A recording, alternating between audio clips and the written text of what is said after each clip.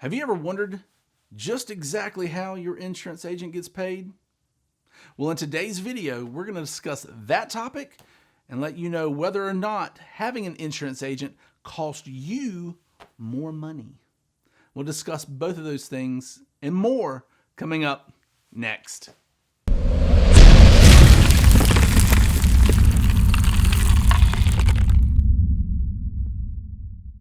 Hey folks, Jack Wingate here, and on this channel, we help individuals, families, and businesses save money on their insurance, help you understand your insurance just a little bit better, and let you know what's going on in the insurance industry. And let's face it, paying your insurance premiums are one of the worst things that you do every single month. I mean, you hate it. The reason being, you know you need it, you know you're required to have it, but you don't ever really get anything back in return until you have a claim, which for the most part, most people don't experience claims all that often, if at all. So then you start thinking, man, I'm paying in all this money. My insurance agent must be raking it in. Well, today we're going to tell you exactly how your insurance agent gets paid, how much they get paid, and whether or not what and how much they get paid affects your insurance premium dollars. So let's start with the big thing up front. Commission. Yes, your insurance agent more than likely gets paid a commission or a percentage of your premium dollars every time you pay. So you don't personally hand your agent a check as a fee. Instead, the insurance carrier takes your premium dollars in and sends a portion of it right back to the agent. So then the question is, well, how much is it? That varies from state to state, carrier to carrier, policy to policy, and sometimes agent to agent. But in general, from what we've seen in North Carolina, commission ranges can start around 5% and go up to around 20%. But on average, the average commission paid back to an agent or agency is roughly 10%. So in an example, you pay your insurance premium every month. Your insurance premium is $100. Each month, $10 is deposited in the agent's bank account from that carrier for the commission on your policy. So as you can imagine, it takes a lot of policies and a lot of premium to actually equate to any money back to the agent. Now, that's just the gross commission. From that gross $10 or the gross commission that comes back into the agency has to, one, pay their staff. They have to pay utilities. They have to pay rent. They have to pay commissions if it's an agency back to the individual producers. So as you can imagine, that 10% doesn't go a long way for just any one person. So on average, an insurance agency makes about 10% of whatever you pay in premiums each and every time you pay it. Now, we understand exactly how your insurance agent gets paid, but then you might think, well, if I didn't have an agent, would that mean I would save 10% or more on my insurance?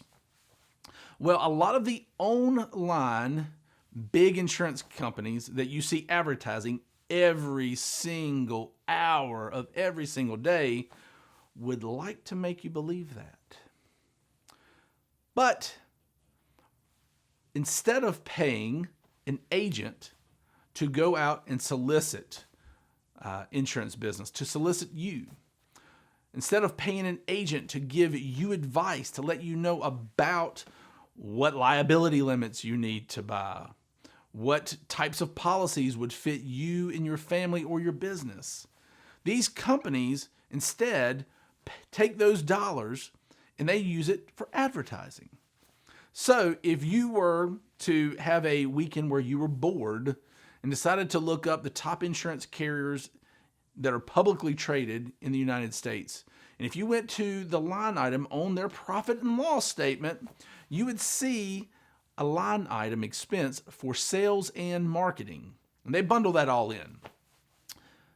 And where the Geicos of the world, the Progressives of the world, might spend X amount of dollars on sales and marketing, and another carrier like a Cincinnati Financial, an Erie Insurance, has a sales and marketing budget, the percentages of their total revenue per the expense are going to be about the same. They just choose to pay the majority of their sales and marketing on advertising, where carriers like Erie, Cincinnati, those independent carriers choose to pay part of their marketing expense to agents to help you understand insurance better.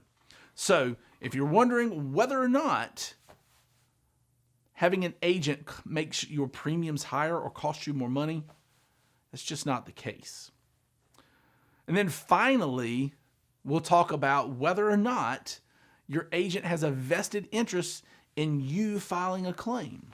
And the answer to that is maybe. You see, some insurance agents actually make bonus money from their carriers if they have a quote-unquote profitable year. So what does that mean? It means this. The job of the agent is to go out and find insurance clients who are good risk, which means they're less likely to have claims. And if at the end of that year, the claims experience for a particular agent's book of business with a carrier is under a certain loss percentage, then the carrier shares with the agent in those profits.